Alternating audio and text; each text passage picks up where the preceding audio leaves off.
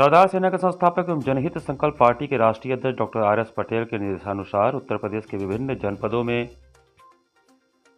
प्रदेशव्यापी विरोध प्रदर्शन किया गया। यह प्रदर्शन यूजीसी एक्ट 2026 पर सर्वोच्च न्यायालय द्वारा लगाए गए रोक के बाद भारत सरकार द्वारा इसे विधिवत संसद में बिल के रूप में लाकर कानून बनाए जाने तथा जातीय जनगणना कराए जाने की मांग को लेकर किया गया। इस क्रम में वाराणसी, जौनपुर, आजमगढ़, मऊ, अयोध्या, प्रतापगढ़, कौशाम्बी, फतेहपुर, प्रयागराज, कानपुर, चित्रकूट, मिर्जापुर, सोनभद्र सहित प्रदेश के तमाम जनपदों में सरदार सेना व जनहित संकल्प पार्टी के कार्यकर्ताओं ने जनपद मुख्यालयों व तहसीलों पर महामहिम राष्ट्रपति महोदया को संबोधित ज्ञापन सौंपा। ज्ञापन के माध्यम से कार्यकर्ताओं ने मुख्य रूप से दो मांगें रखी। पहली, यूजीसी एक्ट 2026 को विधिवत संसद में बिल के रूप में पेश कर उसे कानूनी रूप दिया जाए। दूसरी, आगामी जनगणना में जातीय जनगणना कॉलम जोड़ा जाए तथा ओबीसी वर्ग और सामान्य वर्ग के लिए पृथक कॉलम शामिल किए जाएं।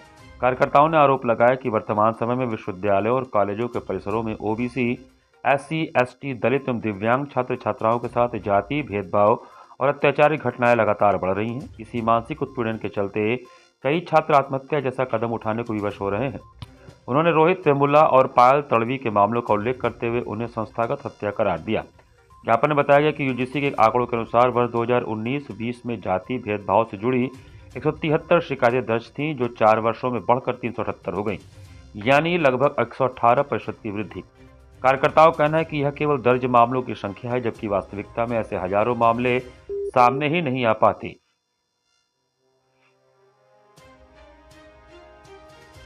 सरदार सेना और जनहित संकल्प पार्टी के नेताओं ने कहा कि आजादी के 79 वर्षों के बाद भी इस तरह की घटनाएं देश के लिए शर्मनाक हैं। उन्होंने यह भी याद दिलाया कि वर्ष 2024 के लोकसभा चुनाव के दौरान केंद्र सरकार द्वारा जातीय जनगणना कराने की घोषणा की गई थी, लेकिन वर्तमान में जारी जनगणना संबंधी राजपत्र में ओबीसी और सामान्य वर्ग के कॉलम को हटाए जाने से ओबीसी समाज में भारी रोष है।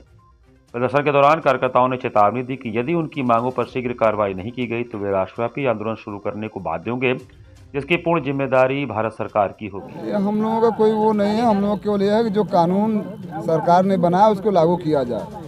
इसमें किसी के विरोध करने की बात ही नहीं आती, क्योंकि वो विरोध करने की क्या जरूरत है। जब सब लोग एक समान हो जाएंगे तो देश हमारा खुशहाल रहेगा।